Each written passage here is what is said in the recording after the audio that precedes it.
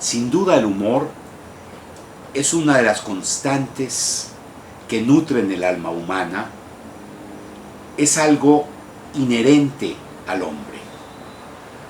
Ya Sigmund Freud, en su magnífico libro El chiste y su relación con el inconsciente, hace en el mismísimo título una invitación a ahondar en el sentido que tiene el humor en nuestras vidas.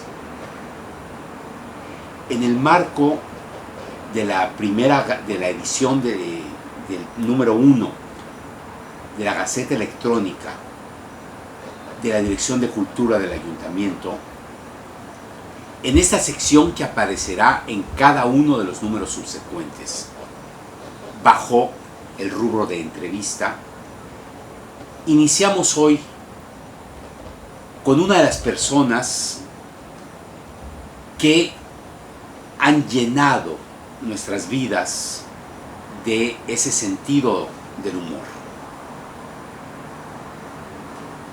Antes de presentarlo, que en realidad no requiere presentación, quisiera simplemente reflexionar lo que significa para mí, y tal vez para muchos de ustedes también, el dibujo, la caricatura de Tony Peraza.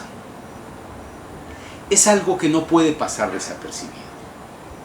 No es un dibujo que esté hecho con sentido de entretenimiento. No es algo que se hace para ver, pasar un buen momento y decir, ah, qué lindo, y ahí se queda. No. Es una caricatura. Y la caricatura tiene un sentido. Quiero, junto con Tony Peraza, en esta entrevista, explorar ese sentido a partir de dos momentos. El primer momento, retomando a Sigmund Freud, esta idea del humor contenido en la caricatura como algo en relación con el inconsciente, es decir, la expresión de un deseo. Y por otra parte, tomar también este remontar el inconsciente y llegar a la toma de conciencia. Dos momentos en la caricatura de Tony Peraza que quiero conversar con él. Tony, muchas gracias por acompañarnos. Quisiera, en primer término, antes de entrar en la profundidad de estos mares del inconsciente y después llegar al buen puerto de la conciencia, preguntarte un poco acerca de ti, cosa que estoy seguro que es una curiosidad compartida. Vale, exploremos. ¿Quién es Tony Peraza? ¿Quién fue el niño Tony Peraza? Pues me hubiese gustado que esto se dé yo acostado en un diván y tú con una pipa haciendo apuntes impresionantes. Pero mira, probablemente sí te alcance. Bueno, vamos a pero vamos a llegar. Yo puedo hacer mientras me voy recostando. Si desaparezco de la pantalla es porque ya estoy en otro plano. Y yo tengo que ver tu chequera. Es que tiene que ver con dos cosas. Eso que decías tú de este comienzo tan freudiano que tuviste, tiene que ver con esas cosas pues tiene que ver con mi niñez. Yo nazco en una familia de profesores. Mi mamá una profesora de Valladolid, mi papá un maestro de Tzilam. Mi mamá era una persona muy seria, muy recta, muy dura, muy fuerte, muy firme. Y mi papá era una persona muy chacoteadora, muy amable en su forma de ser. Así que yo vivía en esas dos tensiones. Yo era un niño, el más chico de una familia de 5. Y yo vivía siempre esas tensiones de una madre fuerte y un papá que siempre quería reventar esa tensión.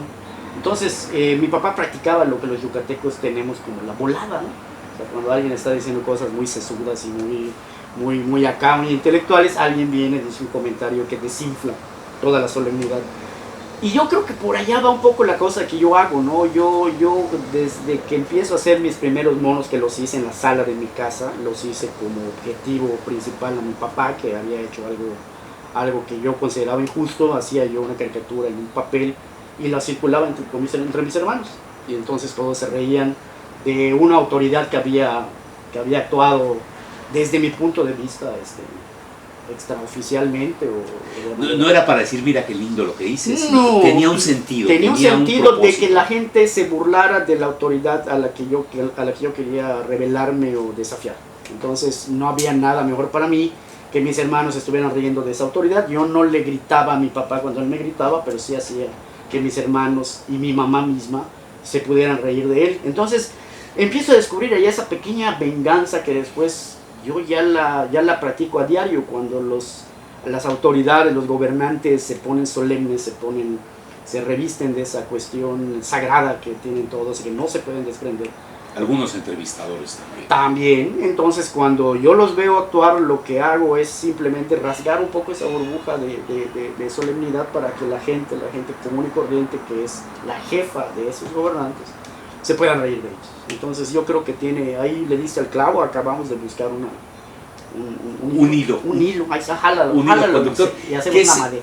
Ese hilo que nos lleva en este primer momento a la expresión de un deseo, que es el deseo de venganza. Te digo, tengo ese oculto deseo de que la gente, porque pueda ver en mi caricatura una posibilidad de sentirse por un momento, cuando menos el momento en el que dure la lectura de la caricatura, sentirse igual de poderoso que el dibujado, igual de poderoso que el burlado, igual de empoderado, es decir, alguien que simplemente por sentir coraje por una acción de gobierno ya se sienta absolutamente firme para poder hacer una contrarréplica, para hacer una crítica, para decir esto no puede ser. Y sí, hay una especie de un deseo cívico.